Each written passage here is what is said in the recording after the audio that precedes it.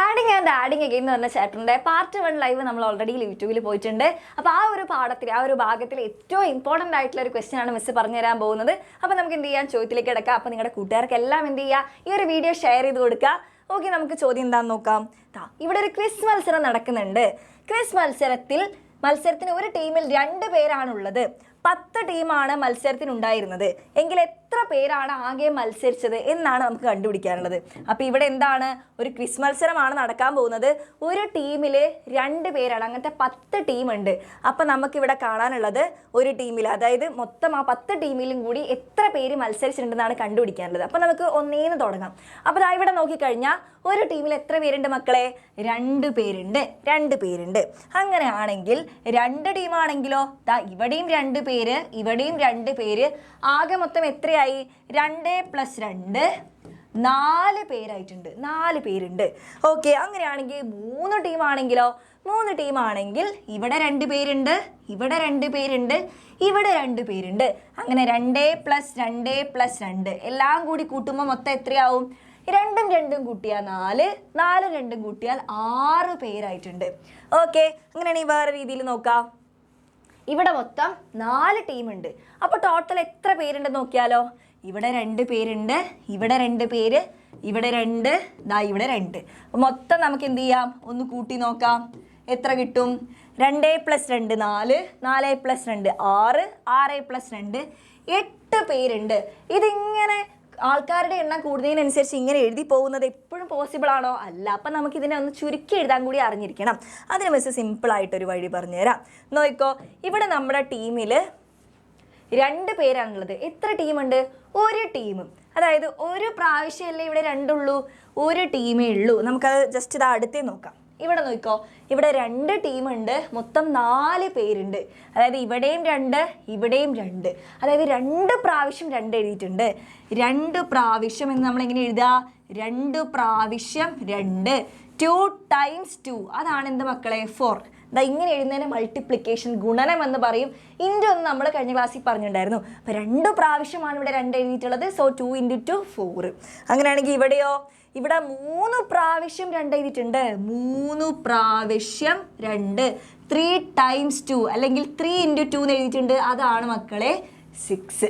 അങ്ങനെയാണെങ്കിൽ നമ്മുടെ ഒന്നാമത്തെ ചോദ്യം നോക്കി നോക്ക്. ഇവിടെ എത്ര പ്രാവശ്യം?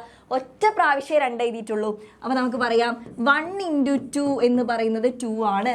2 പേര്. ഈ രീതിയിൽ നമുക്ക് അടുത്ത നോക്കിയാലോ. ഈ ടീമോ? 4 ടീമാകുമ്പോൾ ഇവിടെ 1, 2, 3, 4 പ്രാവശ്യമാണ് 2 എഴുതിയിട്ടുള്ളത്. അപ്പോൾ 4 പ്രാവശ്യം 2, 4 × 2 അല്ലെങ്കിൽ 4 × 2 ആണ് എന്ത് മക്കളെ? ഉത്തരം 8. ഈ രീതിയിലാണ് നമുക്കിനി കണ്ടുപിടിക്കാനുള്ളത്. എത്ര ടീമുണ്ട്? മൊത്തം 10 ടീമുണ്ട്. 10 ടീമിലും കൂടെ എത്ര പേരുണ്ടെന്ന് നമുക്ക് നോക്കണം. അപ്പോൾ ഇവിടെ 2, ഇവിടെ 2, അങ്ങനെ ഓരോ ടീമിലും 2 പേര് 2 പേര് വെച്ച് മൊത്തം എത്ര പേരുണ്ടെന്നാണ് നമുക്ക് കണ്ടുപിടിക്കേണ്ടത്. അപ്പോൾ നമുക്ക് നോക്കിയാലോ.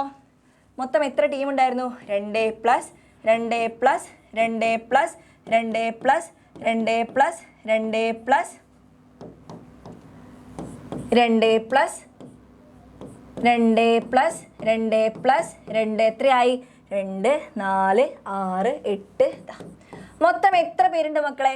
2ഉം 2ഉം കൂട്ടിയാൽ 4, 2ഉം കൂട്ടിയാൽ 6, 8, 10, 12, 14, 16, 18, 20 പേരുണ്ട്. 20 പേരുണ്ട്.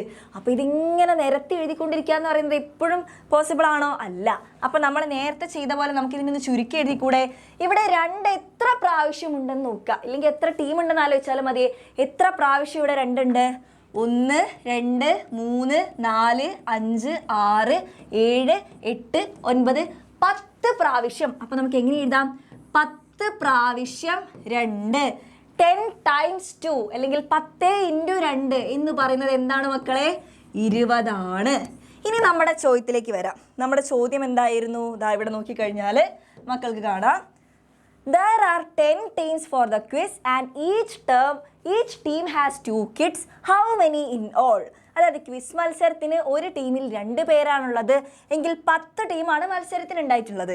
അപ്പോൾ എത്ര പേരാണ് ആകെ മത്സരിച്ചത്? അപ്പോൾ നമ്മളിപ്പോൾ കണ്ടുപിടിച്ചു 20 പേര്. ഓക്കെ, 20 പേര്. നമുക്ക് എങ്ങനെയാണ് കിട്ടിയേ? 10 പ്രാവശ്യമല്ലേ അവിടെ 2 എഴുതിയിട്ടുള്ളത്. അപ്പോൾ 10 × 2 ആണ് എന്ത് മക്കളെ? 20. ഓക്കെ, 10 × 2 ആണ് നമുക്ക് 20 കിട്ടിയത്.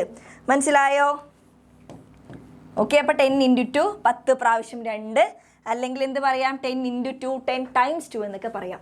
അപ്പോൾ ഇങ്ങനെയാണ് നമ്മുടെ അഡീഷൻ, ഇല്ലെങ്കിൽ നമ്മളിങ്ങനെ കൂട്ടി എഴുതുന്നതിന് പകരമായിട്ട് നമ്മൾ എന്ത് ചെയ്തത്? മൾട്ടിപ്ലിക്കേഷൻ അല്ലെങ്കിൽ ഗുണനം കണ്ടുപിടിച്ചത്. നമ്മുടെ ഒരു ജോലി എളുപ്പമാക്കാൻ വേണ്ടിയിട്ടാണ് ഇത് പഠിച്ചിട്ടുള്ളത്, അല്ലെങ്കിൽ ഇത് നമ്മൾ കൊണ്ടുവന്നിട്ടുള്ളത്. അപ്പോൾ ഈ ഒരു ചോദ്യം മക്കൾക്ക് എല്ലാവർക്കും മനസ്സിലായെന്ന് വിശ്വസിക്കുന്നു. അപ്പോൾ നന്നായിട്ട് എന്ത് ചെയ്യുക? പഠിക്കുക. കൂടുതൽ ചോദ്യങ്ങളൊക്കെ നമ്മൾ അടുത്ത പാർട്ടിലെ ലൈവിലൂടെ ഡിസ്കസ് ചെയ്യുന്നതായിരിക്കും. അപ്പോൾ ഫ്രണ്ട്സിനൊക്കെ വീഡിയോ ഷെയർ ചെയ്ത് കൊടുക്കുക. അപ്പോൾ അടുത്ത വീഡിയോ ആയിട്ട് വീണ്ടും കാണാം. ബൈ.